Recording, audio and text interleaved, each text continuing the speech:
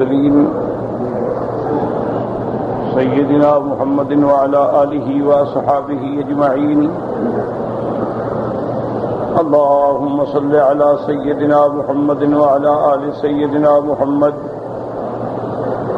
كما صليت على إبراهيم وعلى آل إبراهيم في العالمين إنك حميد مجيد. أعوذ بالله من الشيطان الرجيم. بسم الله الرحمن الرحيم. يا أيها الذين آمنوا لا تكونوا كالذين آذوا موسى. يا أيها الذين آمنوا لا تكونوا كالذين آذوا موسى فبرأه الله مما قالوا وكان عند الله وجيها. قال المؤلف والمفسر رحمه الله تعالى أدام النفع بعلومه وعلومكم في الدارين آمين إلى أن قال وقال ابن أبي حاتم حدثنا أبي قال حدثنا سعيد بن سليمان قال حدثنا عباد بن الأوام عن سفيان بن حسين عن الحكم عن سعيد بن جبير عن ابن عباس عن علي بن أبي طالب رضي الله تعالى عنهم في قوله تعالى فبرأه الله مما قالوا. قال صعد موسى وهارون الجبل فمات هارون عليه السلام.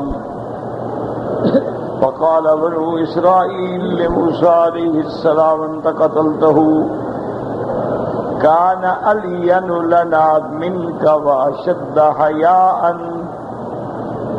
فآذوا من ذلك فأمر الله الملائكة وحملته فمروا به على مجالس بني إسرائيل وتكلمت بموته فما عرف موضع قبره إلا الرخم وإن الله جعله أصم أبكم. وهكذا رواه ابن جرير عن علي بن موسى الطوسي عن عباد بن الأوام.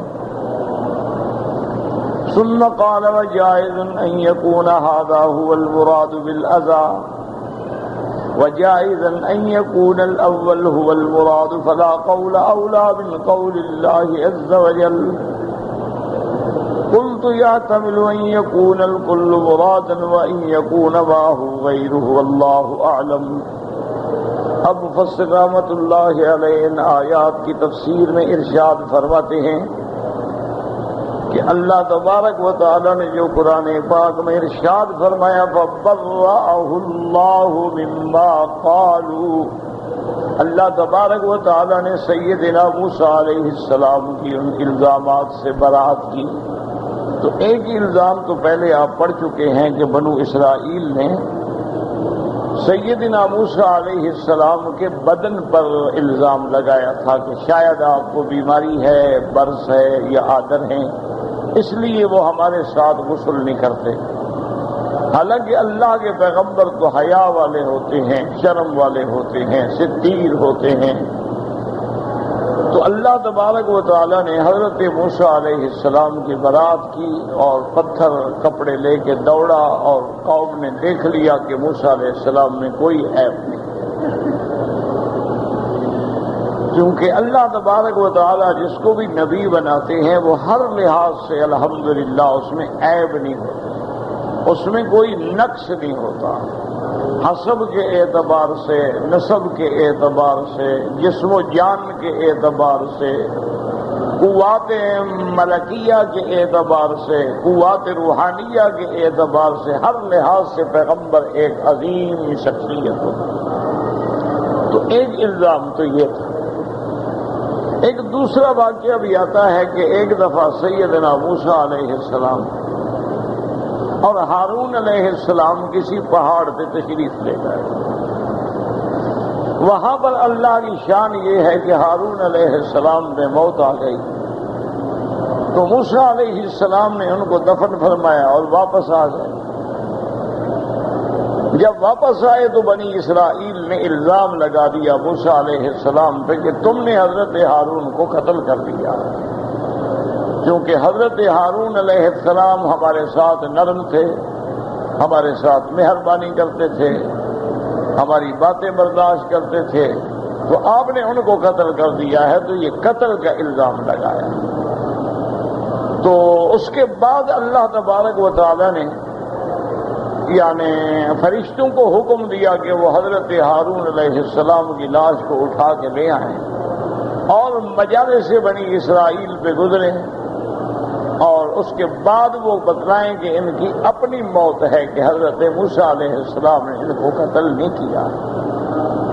اور بعض روایات میں یہ بھی آتا ہے کہ اللہ تبارک و تعالیٰ کے پیغمبر سیدنا موسیٰ علیہ السلام ان بنی اسرائیل کو لے کے حضرت ہارون کی قبر پہ آئے اور اللہ تبارک و تعالیٰ سے درخواست کی، تو سیدنا ہارون علیہ السلام اپنی قبر سے کھڑے ہوئے اور انہوں نے فرمایا کہ بنی اسرائیل ما قتلنی موسیٰ، مجھے موسیٰ علیہ السلام نے قتل نہیں کیا، میں تو اپنی طبیعی موت سے مجھے موت آئی ہے۔ تو اللہ نے حضرت موسیٰ علیہ السلام کی برات فرمائی۔ تو اب مفسر رحمت اللہ علیہ فرماتے ہیں کہ یہ دو واقعات آ گئے، ایک پہلا واقعہ کہ آپ کے بدن پر الزام لگایا گیا، ایک دوسرا واقعہ کہ آپ پر قتل کا الزام لگایا گیا۔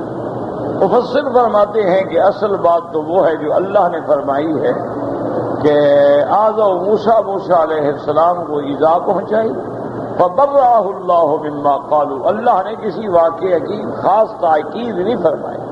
تو ہو سکتا ہے یہ بھی ہو، یہ بھی ہو، آپ کے جسد پر بھی اعتراض کیا اور آپ پر قتل کا بھی الزام لگا، اس کے علاوہ بھی تکلیفیں پہنچائیں۔ تو اس لیے اللہ نے قرآن میں فرمایا کہ ایمان والو تم لوگ ایسا عمل اختیار نہ کرنا جیسا موسیٰ علیہ السلام کی قوم نے کیا تھا اور موسیٰ علیہ السلام پہ عیب لگائے تھے۔ فبرأہ اللہ مما قالوا وکان عند اللہ وجیہا۔ اس لیے فرماتے ہیں کہ موسیٰ علیہ السلام اور ہارون علیہ السلام پہاڑ پہ تشریف لے گئے، فمات ہارون علیہ السلام وقال بنو اسرائیل نے سیدنا موسیٰ علیہ السلام پہ الزام لگا دیا، انت قتلتہ، تم نے قتل کیا ہے۔ قال علی منا واشد حیاء، حضرت ہارون ہمارے ساتھ بڑے نرم تھے اور حضرت ہارون علیہ السلام کثیر الحیا تھے۔ فآذوہ من ذلک، یعنی ایذا پہنچائی کہ پیغمبر کا قتل اور بھائی کا قتل، اتنا بڑا الزام۔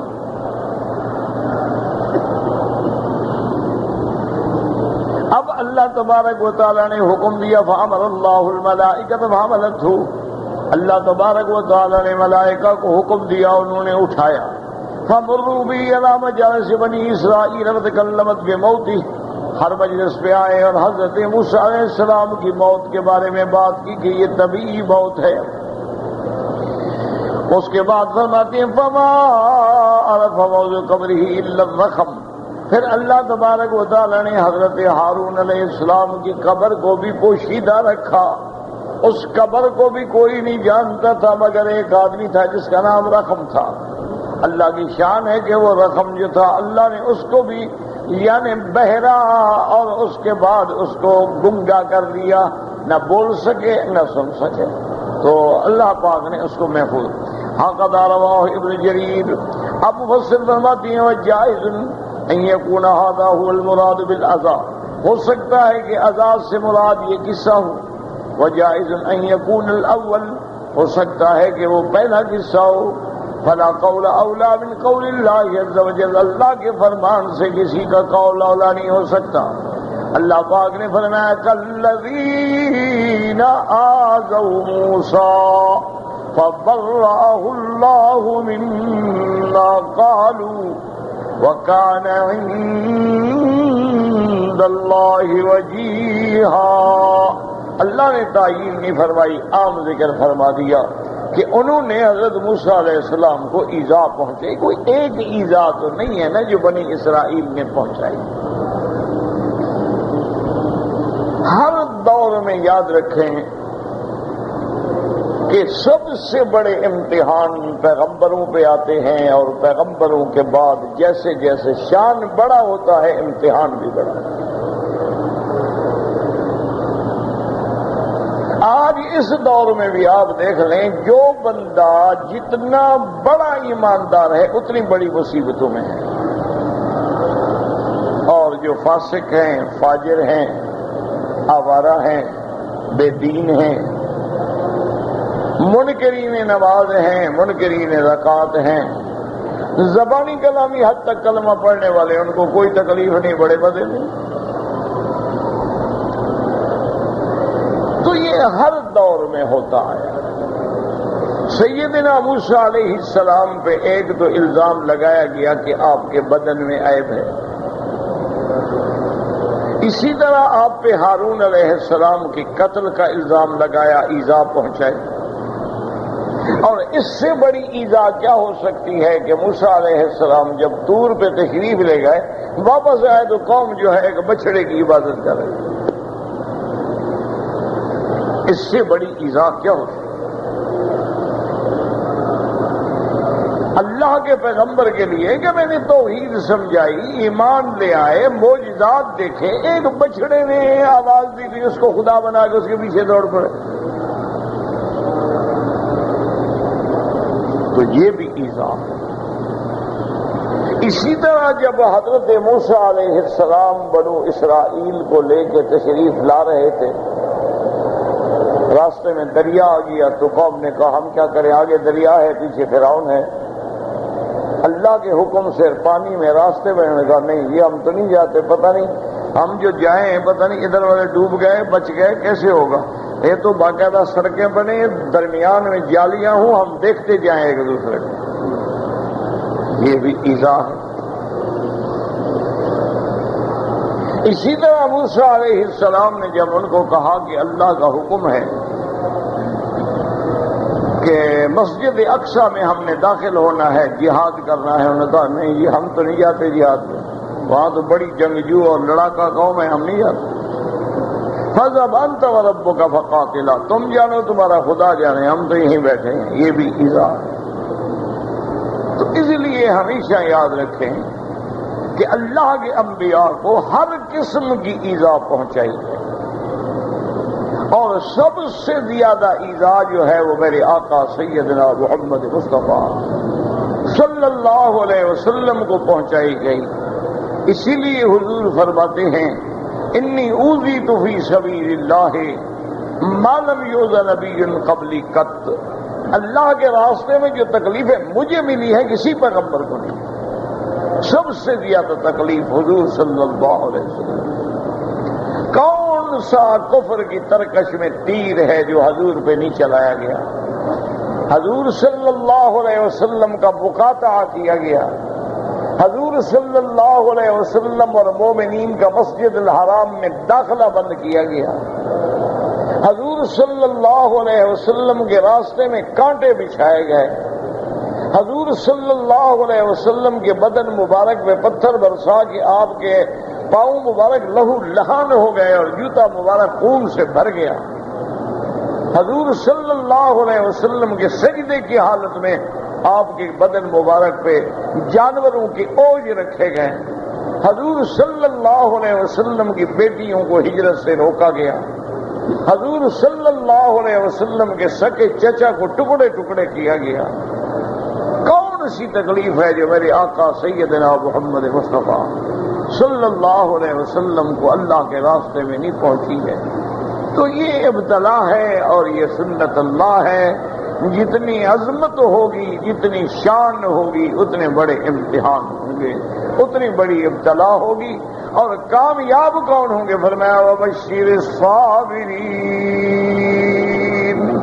اللہ نے فرمایا میرا مدنی ان کو خوشخبری دے دیں جو مصیبتوں پہ صبر کرتے ہیں.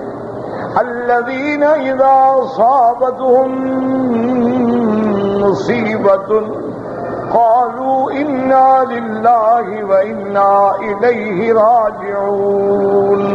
جب ان کو مصیبت آئے، جان میں آئے، مال میں آئے، اولاد میں آئے، اہل میں آئے، ان کی زبانوں پہ صرف یہی ہوتا ہے کہ انا للہ، سب اللہ کے لیے ہے، وانا الیہ راجعون، اسی کی طرف لوٹنا ہے. فرمایا اولئک علیہم صلوات من ربہم ورحمہ، یہ لوگ ہیں جن کے لیے اللہ تبارک و تعالیٰ کی طرف سے رحمت خاصہ ہے، جن کے لیے اللہ تعالیٰ کی طرف سے صلوات ہیں، اور یہی لوگ ہیں جو ہدایت یافتہ ہیں. تو اس لیے یاد رکھیں کہ بلکہ علماء نے تو یہ لکھا ہے کہ جس عالم کو یا جس جماعت کو دنیا میں تکلیف نہ پہنچے اس کو غور کرنا چاہیے کہ ہی معلوم ہوتا ہے کہ وہ حق پہ نہیں ہے. حق پہ ہوتا تو لازم تکلیف ہو. یہ حلوہ ہمیشہ باطل کو ملتا ہے، یاد رکھیں. یہ حلوہ اور یہ تیجے اور یہ 10ویں اور یہ 7ویں اور یہ 11ویں اور یہ دودھ اور یہ پیسوں کی ویلیں اور قوالیاں اور مجرے اور حجرے اور عورتیں، یہ سب باطل کو ملتا ہے، حق کو نہیں ملتا. حق کے لیے تو کانٹے ہوتے ہیں، پتھر ہوتا ہے، سوکھی روٹیاں ہوتی ہیں، غاریں ہوتی ہیں. اصحاب کہف دیکھیں کہاں تھے؟ غار میں. میرے آقا نے ہجرت فرمائی، کہاں تھے؟ غار میں. رحمت دو عالم کے صحابہ دیکھے ہیں، کانٹوں پہ چلائے گئے، ان کے سینوں پہ پتھر رکھے گئے، انہیں تڑپایا گیا، حتیٰ کہ صحابہ کہتے ہیں ہمیں اتنے زخم دیتے تھے کہ کوئی آگ بجھانے والا نہیں ہوتا، زخم پہ مرہم لگانے والا نہیں ہوتا تھا، ہمیں آگ کے انگاروں پہ لٹا دیتے تھے، ہماری چربی ان کو پگھلا دیتی تھی، بجھا دیتی تھی، ورنہ کوئی چھڑانے والا تو تھا ہی. اس لیے بہرحال مومن کو چاہیے کہ ہر لحاظ سے پیغمبر یا پیغمبر کے ماننے والے یعنی انبیاء کے پیچھے بیٹھے گئے. آپ کو کوئی زیادہ نہیں ہے کہ کوئی ایک ایذا نہیں، کئی ایذا پہنچائے گئے. وقال الامام محمد حدثنا ابو معاویہ قال حدثنا الاعمش عن شقیق بن عبد الله قال قسم رسول الله صلى الله عليه وسلم ذات يوم قسما فقال رجل من الانصار ان هذه القسمة ما اريد بها وجه الله قال فقلت يا عدو الله اما لاخبرن رسول الله صلى الله عليه وسلم بما قلت فذكرت ذلك للنبي صلى الله عليه وسلم فاحمر وجهه ثم قال رحمة الله على موسى لقد أوذي بأكثر من هذا فصبر. أخرجاه في الصحيحين من حديث سليمان بن مهران الأعمش. اب امام احمد رحمۃ اللہ علیہ حضرت شقیق سے، وہ حضرت عبداللہ سے روایت کرتے ہیں کہ حضور پاک صلی اللہ علیہ وسلم کے پاس مال آیا، آپ نے تقسیم کیا. ایک انصار میں سے کوئی بندہ تھا جس نے کہا کہ ان هذه القسمۃ، حضور پاک نے جو تقسیم کی ہے وہ بالکل اللہ کے حکم پہ تقسیم نہیں کی بلکہ اپنے چاہنے والوں کو زیادہ دیا ہے.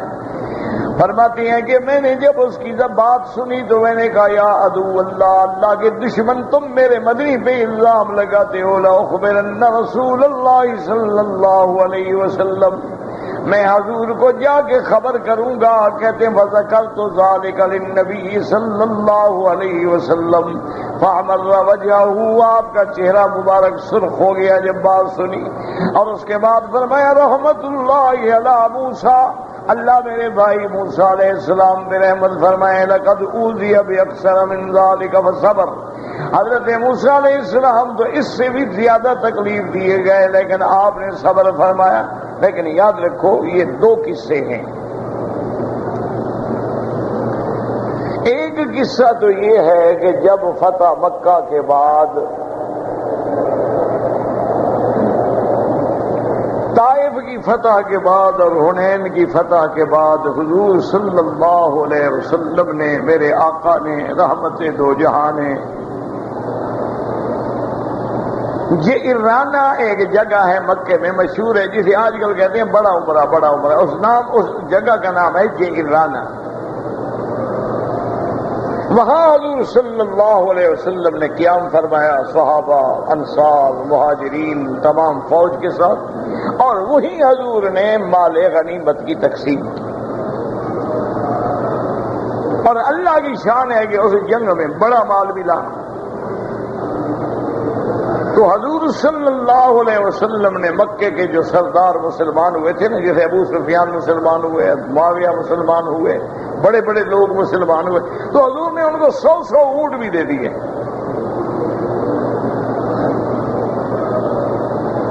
تو بعض نوجوان انصار صحابہ میں سے ان کو طبعی طور پہ یہ بات جو تھی گرا گزری، انہوں نے بات کی کہ دیکھیں کل جو لوگ ہمارے ساتھ لڑ رہے تھے، ہماری تلواریں بھی ابھی ان کے خون سے خشک نہیں ہوئی ہیں، آج حضور ان کو 100 اونٹ دے رہے ہیں۔ تو یہ بات بعد نوجوان صحابہ نے کہی، لیکن مقصد ایذا نہیں تھا، ایک طبعی بات تھی، ایک جوش تھا، کیونکہ ابھی ابھی تو جنگ ختم ہوئی تھی اور ابھی ابھی فتح مکہ ہوا تھا، اور اتفاق سے مسلمانوں کو مال ملا اور حضور نے ان کو دے دیا۔ تو یہ اعتراض نہیں تھا، بلکہ طبیعت کی مجبوری سے بات نکل گئی۔ اور یہ جو واقعہ پڑھیں، یہ الزام لگایا اس نے۔ تکلیف تو ادھر بھی حضور کو پہنچی، تکلیف ادھر بھی پہنچی، لیکن وہ قصدن نہیں تھی، یہ قصدن تھی۔ اس بندے نے بھی الزام لگایا کہ حضور نے تقسیم ٹھیک نہیں کی۔ حضور صلی اللہ علیہ وسلم کو بھی خبر مل گئی کہ کچھ انصار کے نوجوانوں نے الزام لگایا ہے۔ حضور نے حکم دیا کہ سارے صحابہ کو جمع کرو، مہاجرین بھی، انصار بھی، سب کٹے۔ تمام صحابہ جب اکٹھے ہو گئے، اللہ کی شان یہ ہے کہ جیسے حضور کو خبر مل گئی، انصار کو بھی پتہ چل گیا، ابھی ہماری شکایت پہنچ گئی۔ تو حضور صلی اللہ علیہ وسلم کی بات کرنے سے پہلے حضرت سعد رضی اللہ تعالی عنہ جو انصار کے سردار تھے، وہ کھڑے ہو گئے اور نے کہا یا رسول اللہ، آپ جو بھی فیصلہ فرمائے ہمیں قبول ہے، لیکن پہلے میری بات سن لیں۔ حضور نے فرمایا کہ ہاں سعد کا ہو گیا، سنت چند نوجوانوں نے یہ بات کی ہے، کوئی سارے انصار نے یہ بات نہیں کی ہے، یہ بات ہوئی ہے، لیکن چند نوجوان بچے تھے جذبات میں آگے بات کہہ بیٹھے ہیں، سارے انصار نے یہ بات نہیں کی، آپ جو بھی سزا دیں ہمیں قبول ہے۔ حضور صلی اللہ علیہ وسلم کھڑے ہوئے، آپ نے خطبہ پڑھا اور اس کے بعد فرمایا کہ انصارو بات سنو، اصل بات یہ ہے کہ یہ مکے کے لوگ ہیں، یہ سردار ہیں، یہ قبیلہ قریش سے تعلق رکھتے ہیں، اور آج اللہ نے ان کو اسلام نصیب کیا ہے، تو میں نے ان کی عزت بڑھانے کے لیے ان کو زیادہ مال دیا ہے، مؤلفۃ القلوب ہیں، تاکہ ان کے دل میں اسلام جم جائے، یہ نہ سمجھیں کہ اسلام میں آنے کے بعد ہم تو غریب ہو گئے، ہم تو رول گئے۔ یہ تالیف قلب ہے، آپ جب کسی بڑے کو عزت دیں گے تو وہ بھی آپ کو عزت دے گا۔ میں نے تو اس لیے دیا کہ یہ ابھی ابھی اسلام میں آئے ہیں، یہی وجہ تھی نا کہ ابو سفیان حضور کے چاچا ہیں نا۔ جب حضرت عباس ان کو لے کے آئے اور ابو سفیان نے کلمہ پڑھ لیا، تو حضرت عباس نے علیحدہ آ کے کہا حضور ابو سفیان آپ کا صرف چاچا نہیں ہے، مکے کا سردار بھی تو ہے نا۔ حضور یہ سرزمین حجاز کا سردار بھی ہے، ایک بڑا قداور انسان ہے، آج مسلمان ہو گیا، آپ اس کی شان بڑھائیں، آپ اس کو عزت دیں، آپ عزت دیں گے خوش ہوگا۔ تو حضور نے فوراً اعلان کر دیا کہ من دخل المسجد الحرام فلہ امان، جو کافر مسجد الحرام میں داخل ہو جائے اس پہ حملہ نہ کرو، من دخل دار ابی سفیان، جو ابو سفیان کے گھر میں داخل ہو جائے اس پہ بھی حملہ نہ کرو۔ ابو سفیان کی شان بلند ہو گئی. نے کہا اللہ کے نبی نے تو میرے گھر کو مسجد کا درجہ دے دیا کہ جو مسجد حرام میں جائے اس کو بھی قتل نہ کرو, ابو سفیان کے گھر میں بھی جائے تو میرا تو نام بلند ہو گیا. ابو سفیان خوش ہو گیا. یہ تو فطری بات ہے. تو اس لیے حکم ہے کہ اکرم الناس منازلہم, ہر بندے کو اس کے مرتبے اور مقام کے مطابق بات کرو. یہ نہیں ہے کہ ہر کسی کو ایک ہی لکڑی سے ہانک دو. حضور نے فرمایا کہ انصاری ہو مدینے والوں بات سنو, میں نے تو یہ اس لیے دیا ہے ایک. اور دوسری بات آپ نے کیسی بڑی عجیب بات کی, آپ نے فرمایا اما ترضا یا اہل الانصار, انصار والوں مدینے والوں کیا تم اس بات میں راضی نہیں ہو کہ مکے والے لوٹ جائیں تو اونٹ ساتھ لے جائیں اور مدینے والے محمد کو ساتھ لے جائیں؟ اما ترضون بذلک, رضینا یا رسول اللہ, رضینا یا رسول اللہ. سب کی پکار نے کہا حضور ہم راضی ہیں, ہمارے پاس جو کچھ ہے یہ بھی مکے والوں کو دیتے, پر آپ ہمارے ساتھ ضرور چلیں. صلی اللہ علیہ وعلا آلہ واصحابہ وسلم تسلیما کثیرا کثیرا.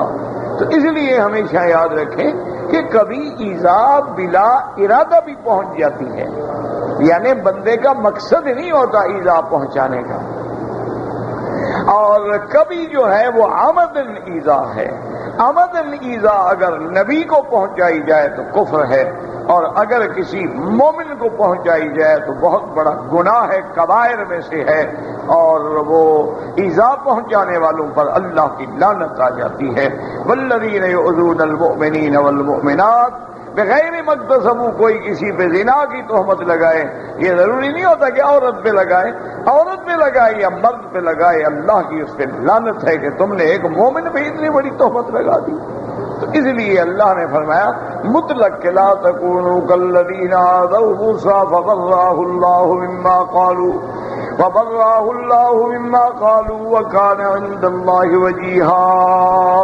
طریق اخری قال الامام احمد حدثنا حجاج سمعت اسرائیل بن یونس الولید بن ابی ہشام مولا حمدان عن زید بن زائد عن عبد اللہ بن مسعود رضی اللہ تعالی عنہ قال قال رسول اللہ صلی اللہ علیہ وسلم لاصحابہ لا يبلغني احد من احد من اصحابي شيئا فاني احب ان اخرج اليكم وانا سلیم الصدر. حضور پاک نے فرمایا, حضرت عبداللہ ابن مسعود رضی اللہ تعالیٰ عنہ سے روایت ہے, میرے آقا رحمت دو عالم سیدنا محمد مصطفیٰ صلی اللہ علیہ وسلم نے اپنے صحابہ سے فرمایا کہ خیال رکھا کرو کوئی صحابی کسی صحابی کے بارے میں مجھے بات نہ کیا کرے. اگر کسی صحابی سے کوئی بات ہو بھی جائے تو مجھے نہ پہنچایا کرو, تاکہ میں چاہتا ہوں کہ جب میں اس دنیا میں سے جاؤں تو اپنے صحابہ سے راضی ہو کے جاؤں, میرے دل کے اندر کسی کے لیے میل نہ ہو, کسی کے لیے ناراضگی نہ ہو, کسی کے لیے قدورت نہ ہو. فأتى رسول اللہ صلی اللہ علیہ وسلم مالا فقسمه, حضور کے پاس مال آیا, آپ نے تقسیم کی. قال فمررت برجلين واحدهما يقول لصاحبه والله ما اراد محمد بقسمته وجه الله ولا الدار الاخره. حضور صلی اللہ علیہ وسلم کی تقسیم کے بعد فرماتی ہیں کہ میں گزرا, دو بندے آپس میں بات کر رہے تھے, اور ایک بندے نے کہا کہ حضور نے مال کی تقسیم درست نہیں کی. قال فثبتا حتى ثبت حتى سمعت ما قال, میں ٹھہر گیا, میں نے سنا کیا کہہ رہے ہیں. ثم اتيت رسول اللہ صلی اللہ علیہ وسلم فقلت, اور پھر میں نے حضور کو آ کے بھی خبر دے دی, یا رسول اللہ انک قلت لنا, آپ نے تو ہمیں فرما دیا ہے کہ ہم آپ کو بات نہ پہنچائیں, لیکن میں صبر نہیں کر سکا, مجبور ہو گیا ہوں.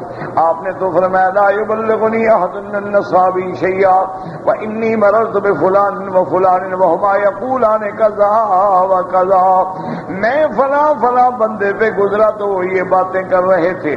فامر وجه رسول اللہ صلی اللہ علیہ وسلم, حضور کا چہرہ مبارک غصے سے سرخ ہو گیا. وشق علیہ، اور حضور کو یہ بات ناگوار گزری. ثم قالت دعنا منک لقد اوذی موسیٰ باکثر من ھذا فصبر. آپ نے فرمایا اچھا چھوڑو ان باتوں کو. حضرت موسیٰ علیہ السلام کو بھی قوم نے بڑی تکلیف پہنچائی ہے.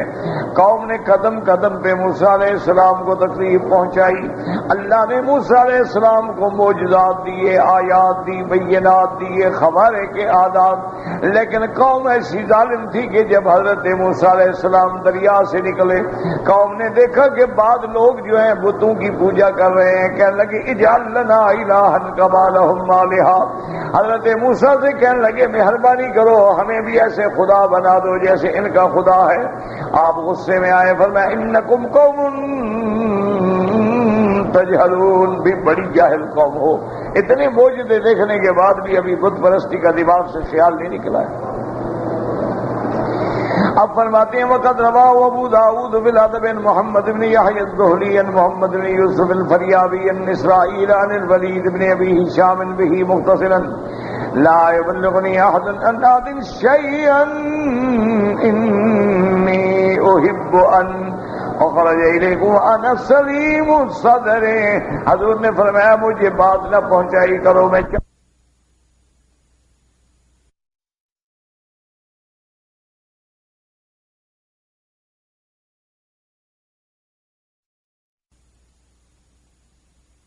رواه ايضا محمد بن اسماعيل عن عبد الله بن محمد عن عبد الله عبيد الله بن موسى وحسين بن محمد كلاهما عن اسرائيل السدي الوليد بن ابي هشام به مختصرا ايضا فزاد في اسناده السدي ثم قال غريب من هذا الوجه وقوله تعالى وكان عند الله وجيها.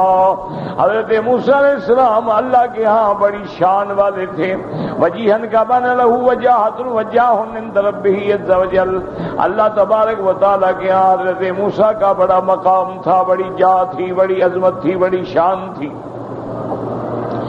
قال اللہ حسن البصری رحمہ اللہ تعالیٰ کان مستجاب الدعوتی. حضرت حسن بصری فرماتی ہیں کہ وجیہن کا معنی یہ ہے کہ حضرت موسیٰ علیہ السلام جو تھے مستجاب الدعوت، آپ جو دعا مانگتے تھے قبول ہوتی تھی. وقال غیرہ من السلف لم یسع الا شیئا الا اعطاہ. بعض علماء نے فرمایا کہ وجیہن کا معنی یہ ہے کہ جو کچھ بھی اللہ سے مانگا اللہ نے آپ کو عطا فرمایا. ولیکن من الرؤیت ما یشاء عز وجل، لیکن میرے اللہ نے اپنے دیدار کے بارے میں درخواست تسلیم نہیں فرمائی. جب حضرت موسیٰ علیہ السلام نے عرض کیا تھا کہ یا اللہ آپ نے مجھ سے شرف کلام بخشا ہے، رب ارنی انظر الیک، میرا مولا مہربانی کرے مجھے اپنا دیدار بھی نصیب فرما دے. قال لن ترانی ولكن انظر الى الجبل فَإِنِ اسْتَقَرَّ مَكَانَهُ فَسَوْفَ تَرَانِي. اللہ نے فرمایا موسیٰ علیہ السلام آپ ہرگز نہیں دیکھ سکتے، نہ اب دیکھ سکتے ہو نہ آئندہ دیکھ سکتے ہو، چونکہ یہ نفی حال اور استقبال دونوں کے لیے ہے. اس لیے اللہ فرماتی ہے لَن تَرَانِي وَلَكِنْ انظُرْ، اور وجہ بھی سمجھا دی کہ موسیٰ علیہ السلام میرا نبی ہے، شان والا ہے، رسول ہے، کریم ہے، اس کے دل میں کوئی ایسی بات نہ ہو.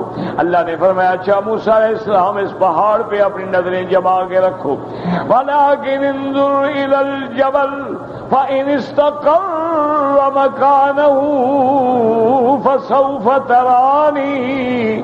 اگر یہ مکان اپنی جگہ پہ رہ جائے تو ہو سکتا پھر تم دیکھ سکو گے. فَلَمَّا تَجَلَّى رَبُّهُ لِلْجَبَلِ جَعَلَهُ دَكًّا وَخَرَّ مُوسَىٰ صَعِقًا. اللہ نے جب اپنی تجلی ڈالی اور تجلی پہاڑ پہ آئی تو پہاڑ ریزہ ریزہ ہو گیا. موسیٰ علیہ السلام بے ہوش ہو کے گر گئے. اللہ نے فرمایا موسیٰ علیہ السلام نے کہا اللہ میری توبہ ہے، بس میں پھر نہیں کہوں گا. فَلَمَّا فَاقَ قَالَ سُبْحَانَكَ تُبْتُ إِلَيْكَ. جب آپ ہوش میں آئے تو کہا مولا میری توبہ، میں پھر سوال نہیں کروں گا. لیکن یاد رکھو کہ اللہ کا دیدار دنیا میں کسی کو نہیں ہو سکتا، لیکن قیامت والے دن اللہ اپنی رحمت سے ہر مومن کو دیدار کروائیں گے۔ ایک مسئلہ اچھی طرح سمجھ لیں،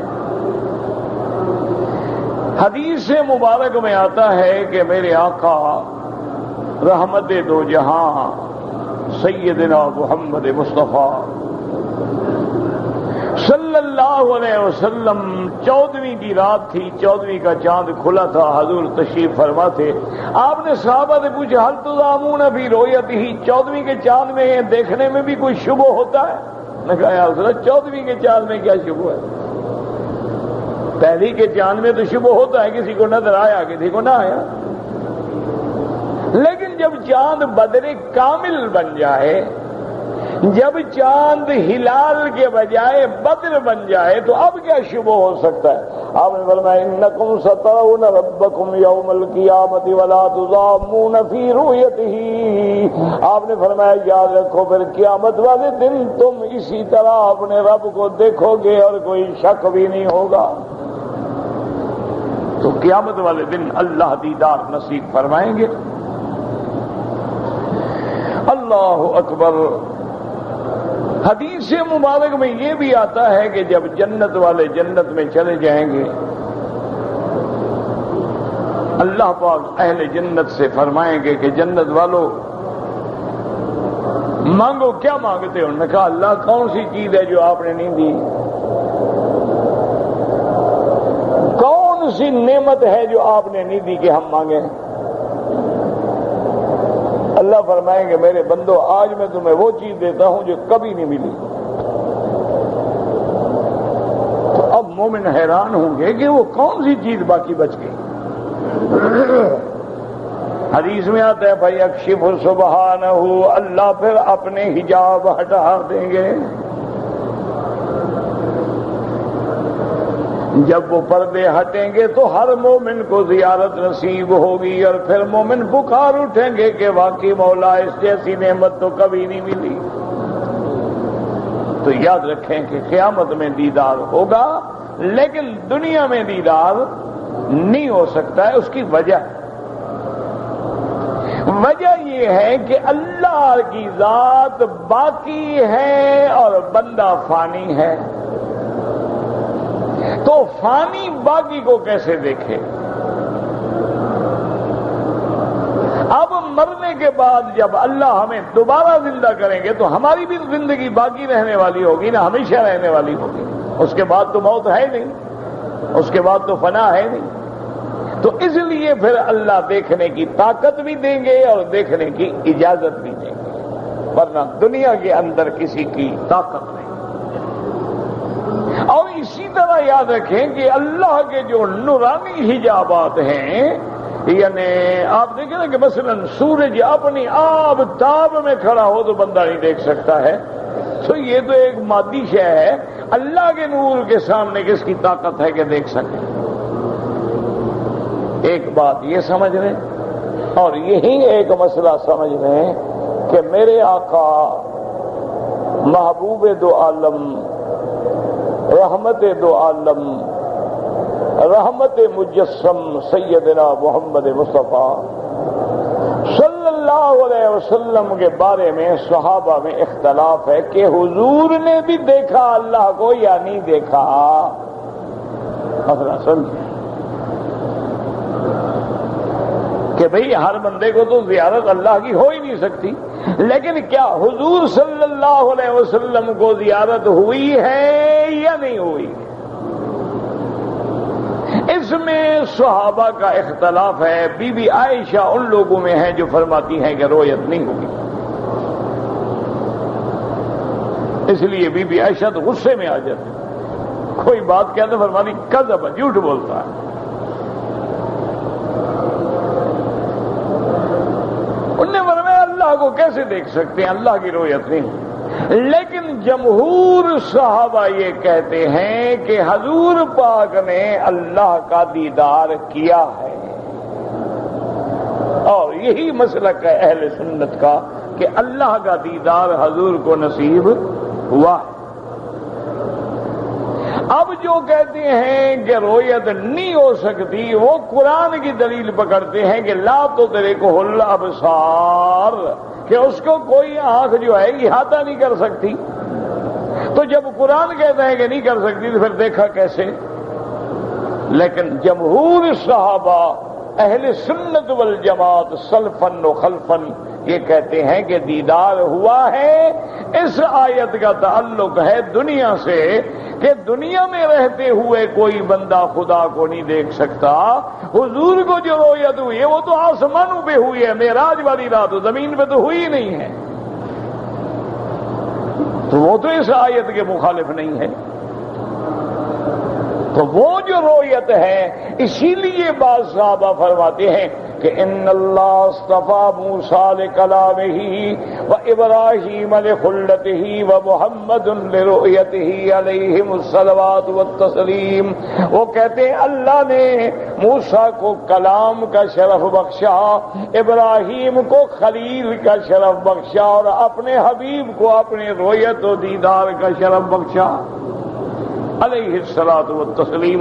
تو ہمیشہ یاد رکھیں کہ عام دنیا میں اور کسی کو رؤیت نہیں ہو سکتی، لیکن حضور کو جو رؤیت ہوئی ہے وہ بھی لیلۃ المعراج میں ہوئی ہے، آسمانوں پہ ہوئی ہے، اس کا تعلق بھی زمین سے نہیں۔ زمین پہ حضور پاک نے جو قرآن میں آتا ہے وہ اس سے مراد حضرت جبریل ہے، خدا نہیں ہے، یاد رکھو۔ بہت سارے لوگوں کو دھوکہ لگ جاتا ہے نا، اللہ ہدایت دے۔ اچھا، بعض کو دھوکہ لگ جاتا ہے اور بعد بیچارے محبت میں آ کے قوالوں کے اور ذاکروں کے اور بدعتی مولویوں کے مارے ہوئے لوگ ہوتے ہیں بیچارے، وہ غریب کدھر جائیں؟ وہ تو ایسا ثابت کرتے ہیں نا کہ نہیں نہیں جناب، حضور کو تو اللہ نے کہا جوتے بھی نہ اتارو، عرش پہ آ جاؤ۔ لا حول ولا قوت الا باللہ، انا للہ و انا الیہ راجعون، یعنی حضور جوتوں کے ساتھ عرش پہ تشریف لے گئے۔ یہ محبت ہے یا گستاخی ہے؟ اچھا، بعض لوگ جو ہیں انہوں نے تو کمال ہی کر دیا، انہوں نے کہا جناب کیا پوچھتے ہو، یہ تو راز ہیں۔ مولویوں کو کیا پتہ ہے، وہابیوں کو کیا پتہ ہے، ان کی زندگی تو قرآن حدیث پڑھتے گزر گئی، ان کو اندر کا تو پتہ ہے ہی نہیں نا۔ وہ تو اوپر بھی آپ تھا، نیچے بھی آپ تھا، اوپر خدا تھا، مدینے میں آ کے مصطفیٰ ہو گیا۔ وہ تو میم کا صرف پردہ تھا، پردہ ہٹا خدا تھا، پردہ آ گیا محمد مصطفیٰ ہو گیا۔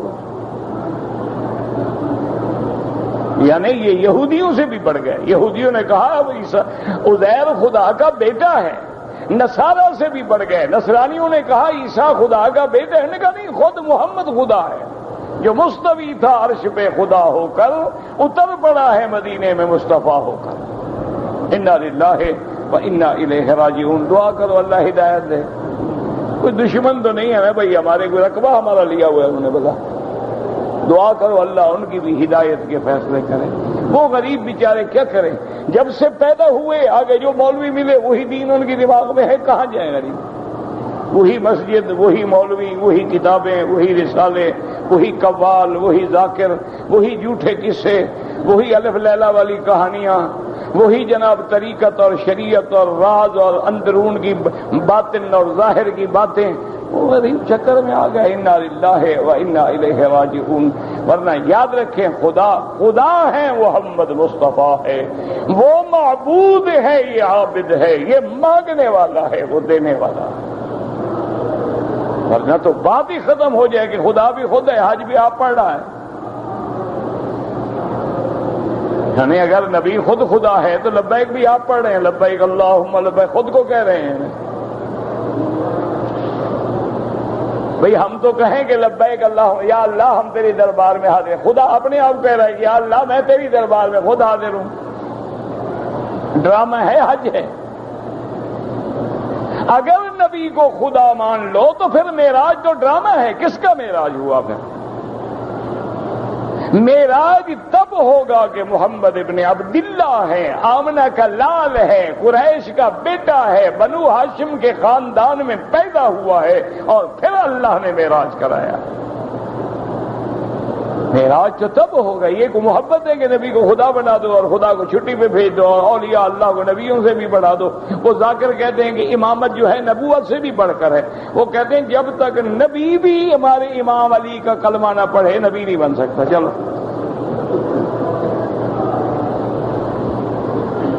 انا للہ و انا الیہ، اللہ کے دین کو بس ایک بات میری حاجی صاحبان یاد رکھنا کہ اللہ نے تمہیں اپنا گھر نصیب کیا، کہو الحمدللہ۔ اللہ مدینہ نصیب کرے، کہو الحمدللہ۔ کسی مولوی کے چکر میں نہ پڑنا، رات کو دن کو جب موقع ملے علیحدہ تنہائی میں 2 رکعت نماز پڑھ کے خدا کے آگے رونا اور کہنا اللہ اگر تو نے آنکھوں سے کعبہ دکھا دیا تو سچا عقیدہ بھی نصیب فرما دے۔ مانگو گے تو ملے گا نا، تم مانگو نہیں تو اللہ کو کیا ضرورت ہے، بھٹکتے رہو۔ ہمارے لوگ آتے ہیں ملتزم پہ کھڑے ہوتے ہیں، کہتے ہیں یا غوث تمہاری بڑی مہربانی تم نے مکے پہنچا دیا ہے، کھڑا کعبے میں ہے، پہنچایا غوث نے ہے۔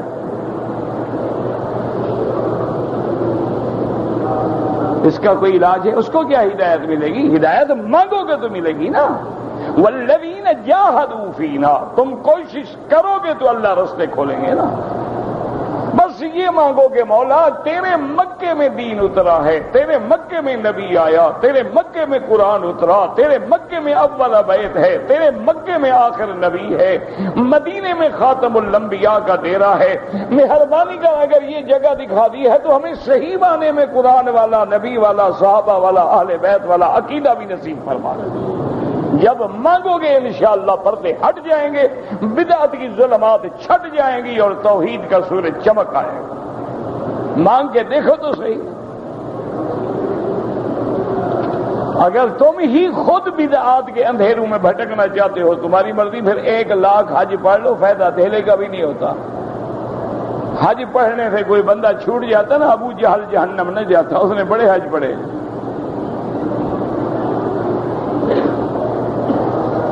تم نے تو کعبے کا طواف کیا، ابو جہل نے تو کعبہ بنایا تھا، تم تو طواف کر رہے ہو۔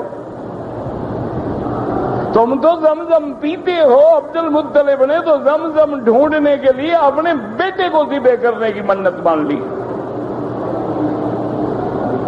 ہو اس طرح نہیں، اللہ ملتا ہے، جنت ملتی ہے توحید سے۔ توحید میں اگر لچک مچک ہے تو سمجھ لو پھر جہنم کے دروازے کھلے ہوئے۔ فقد حرمہ اللہ علیہ الجنہ، اللہ فرماتے ہیں جس نے میری ذات میں، صفات میں، افعال میں شرک کیا میں نے اس پہ جنت حرام کر دی ہے، وہ جنت میں آ ہی نہیں سکتا۔ اس لیے جناب فرماتی ہیں وَقَالَ عِندَ اللَّهِ وَجِيهًا، فرماتی ہیں کہ لم يسأل اللہ شيئا الا آتاه ولكن منع الرؤية لما شاء عز وجل۔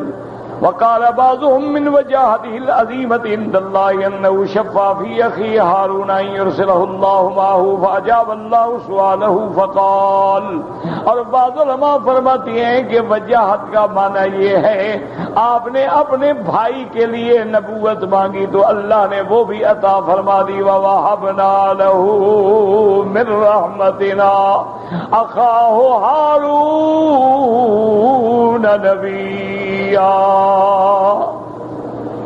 باقی میرا بھائی جب آدمی بھٹکتا ہے نا دیر نہیں لگتی۔ تمہارا وہ قادیانی ہے نا جو قادیان میں پیدا ہوا، اس نے بھی لکھا ہے، اس نے کہا لوگ کہتے ہیں دعا سے نبوت نہیں ملتی تو حضرت ہارون کو کیسے مل گئی، لہذا مجھے بھی دعا سے نبوت مل گئی ہے۔ اس بدبخت نے یہ نہیں سمجھا کہ ہارون کے لیے دعا کرنے والا کون، ہارون کے لیے کس نے دعا کی تھی؟ موسیٰ علیہ السلام نے، انگریزوں نے۔ تمہارے لیے کس نبی نے دعا کی بدبخت؟ بس دھوکہ دینا ہے قوم کو۔ لاکھوں کی تعداد میں لوگ قادیانی، کیا خیال ہے آپ کو جاہل ہیں؟ پڑھے لکھے ہیں، پی ایچ ڈی ہیں، اقتصادیات کی ڈگریاں ہیں، ایم اے ہیں، ڈبل ایم اے ہیں، برسٹر ہیں، لیکن قادیانی ہیں۔ وجہ کیا ہے؟ اللہ ناراض ہو گیا، دلوں پہ پردے پڑ گئے، حق نظر ہی نہیں آتا۔ دعا کرو اللہ پاک ہماری آنکھوں سے پردے ہٹا دے اور ہمیں صراط مستقیم نصیب فرما دے۔ آج کل کے دنوں میں جتنے دن ہم مکے میں ہیں، نفلی عمرہ افضل ہے یا نفلی طواف؟ طواف افضل ہے، کیونکہ ایک تو یاد رکھیں کہ عمرے میں اختلاف ہے لیکن طواف میں اختلاف کوئی نہیں۔ دوسری بات یہ ہے کہ عمرے میں تیرے 4 گھنٹے لگتے ہیں تو حرم سے باہر جاؤ گے اور وہی 4 گھنٹے طواف کرو تو کعبے کے قریب رہو گے، تو صاف بات ہے کہ طواف افضل ہے۔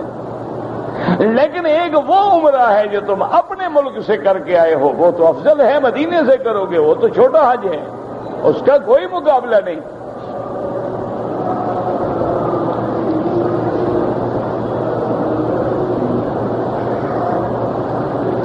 رکن یمانی پہ موقع ملے تو بسم اللہ اللہ اکبر ہاتھ لگانا ہے، بوسہ نہیں دینا، اور ہاتھ لگانے کا موقع نہ ملے تو اشارہ بھی نہیں کرنا ہے۔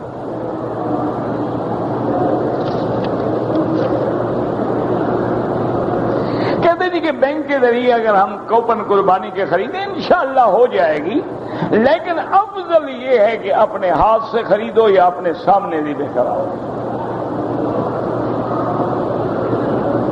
کہتے جی کہ 8 اور 9 ذی الحج کی درمیانی رات میں اگر ہم عرفات چلے جائیں، دیکھو میرا بھائی سنت تو ہے کہ 9 کو جاؤ، سنت یہ ہے کہ 9 کی صبح کی نماز مینا میں پڑھو، نماز فجر پڑھنے کے بعد روانہ ہوں عرفات کے لیے، یہ ہے سنت۔ باقی ہے جان سے اتارنا تو کل ہو کے آ جاؤ۔ ہر کوئی یہ کہتا ہے یار جلدی ٹھنڈے ٹھنڈے نکل جائیں گے، چھوڑو یار، سنت یہ ہے، باقی تمہاری مرضی ہے۔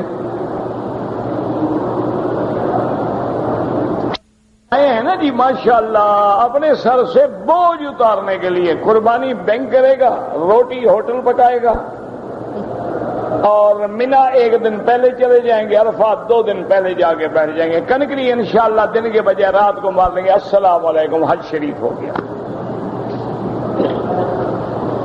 یہ تو پھر ڈرامہ ہے، مذاق ہے، حج تو نہ ہوا نا۔ حضور نے فرمایا حج اسی طرح کرو، خذوا عنی مناسککم، میرا دین سیکھ لو، حج سیکھ لو، اسی طرح کرو جس طرح محمد مصطفیٰ نے کیا۔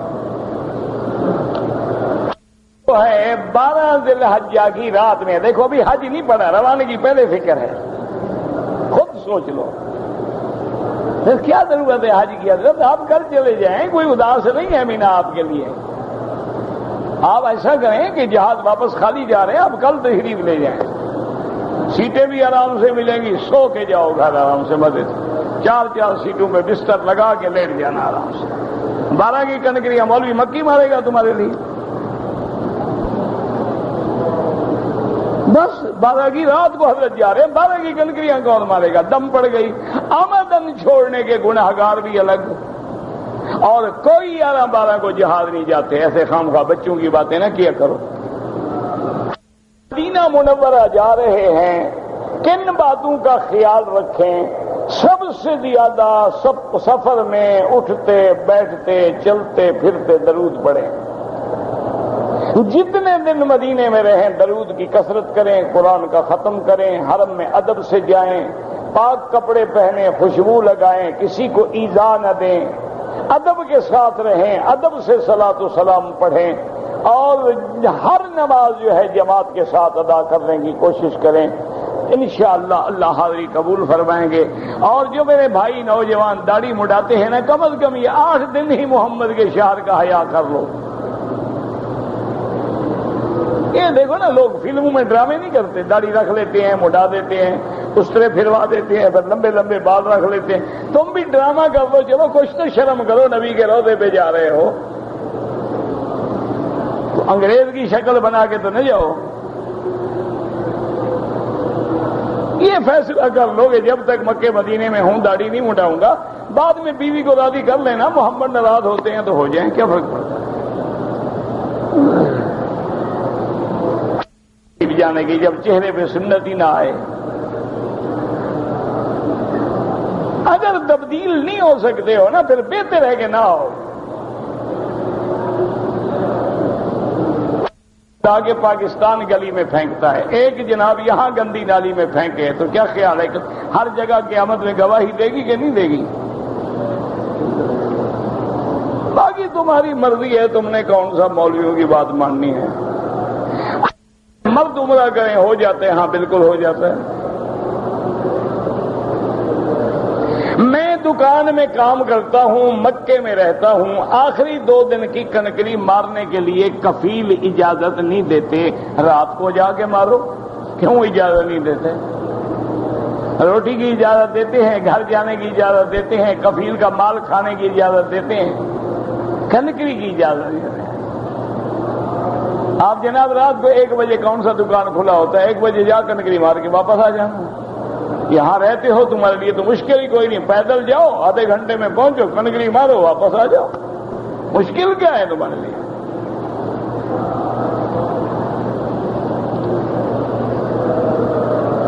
بغیر وضو اگر طواف کیا ہے، جرمانہ یہ ہے کہ دوبارہ وضو کر کے طواف لوٹا دو۔ یا اللہ غلطی ہو گئی، میں جو بے وضو کیا تھا اس کے بدلے میں وضو کر کے کر رہا ہوں، بس۔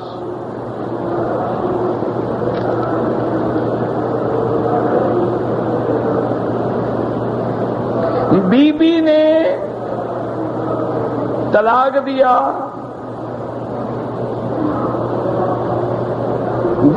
اس کو طلاق دیا، وہ تو نہیں ہوتا۔ بہرحال مجھے نہیں سمجھ، یہ مجھ سے تو یہی پڑھا جاتا ہے کہ بیوی نے خاوند کو طلاق دیا، تو بیوی کا طلاق نہیں ہوتا۔ اگر بیوی کی طلاق ہوتی نا تم سارے یتیم ہوتے الحمدللہ۔ اگر اللہ بیوی کو اختیار دے دیتے نا طلاق دینے کا، روزانہ رات کو 3 طلاقیں لے کے ہر آدمی گھر سے نکلتا۔ یہ بھی اس کی حکمت ہے کہ اس نے مرد کے ہاتھ میں رکھا ہے، عورت کے ہاتھ میں نہیں رکھا۔ بابا بیوی کی طلاق نہیں ہوتی۔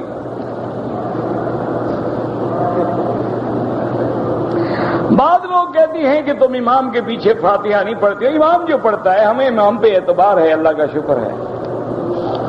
ہم ایسے بے اعتبار نہیں ہیں کہ امام پہ اعتبار نہ کریں۔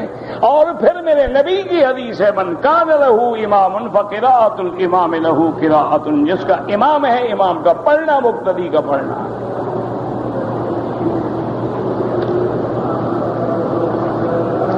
اگر ہم طواف کر کے ثواب اپنے مردوں کو دیں، انشاءاللہ دے گا۔ مسجد جن میں نماز پڑھیں بالکل پڑھیں، ہر مسجد میں پڑھو۔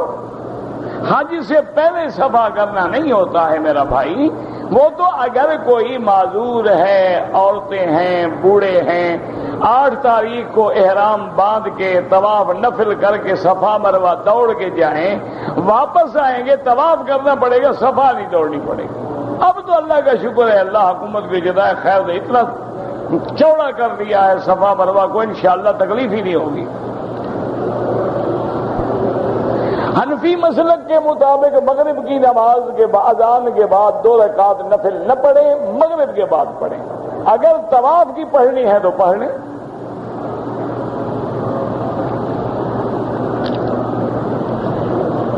اسی طرح اگر حنفی مسلک پہ ہیں آپ تو فجر کے بعد طواف کی 2 رکعت بھی نہ پڑھیں جب تک سورج نہ نکلے، عصر کے بعد بھی نہ پڑھیں جب تک سورج نہ ڈوبے۔ باقی ائمہ کے نزدیک حرم میں گنجائش ہے۔ او یار یہ لڑائی کے کوئی مسئلے نہیں ہے، کسی نے پڑھ لیا تو کوئی کفر نہیں آ جاتا، اور نہیں پڑھا تو حدیث پہ عمل کر لیا۔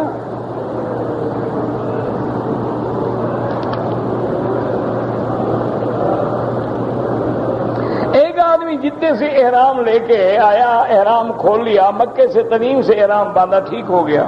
جدے سے باندھے، تنیم سے باندھے، ایک بات ہے۔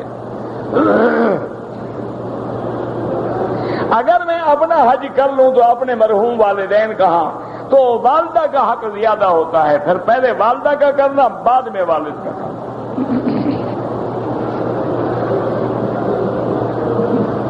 دعاؤں کی جو کتابیں ہیں جیب میں رکھ کے بیت الخلاء میں نہ جائیں، حدیث ہے، قرآن لکھا ہے۔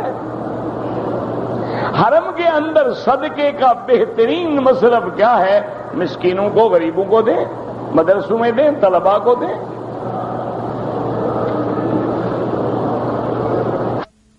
کعبے پہ نگاہ پڑ گئی، کوئی حرج نہیں۔ پینٹ شرٹ پہننا جو ہے اب تو غیر شرعی لباس نہیں رہا ہے، اب تو مسلمانوں میں بھی یہ عام ہو گیا، لیکن بہتر یہ ہے کہ کم از کم حرم میں نماز میں وہ لباس پہنے جو ساتر ہو، ایسا نہ ہو کہ بندے کا عضو نظر آ رہا ہو۔ اب تو لوگ وہ کھیلنے والا لباس پہن کے بھی حرم میں آ جاتے ہیں۔ اب تو بعض کاسٹیوم جو ہوتے ہیں نہانے کے لیے وہ پہن کے حرم میں پھر رہے ہیں، پینٹ پہن کے، شرٹ پہن کے، کوئی بے ادبی ہے۔ نے اشور حج میں عمرہ کیا ہے، پھر حج کرے تو ایک بکری دینی ہوگی۔ ہم نے مدینہ منورہ جانا ہے 25 ذی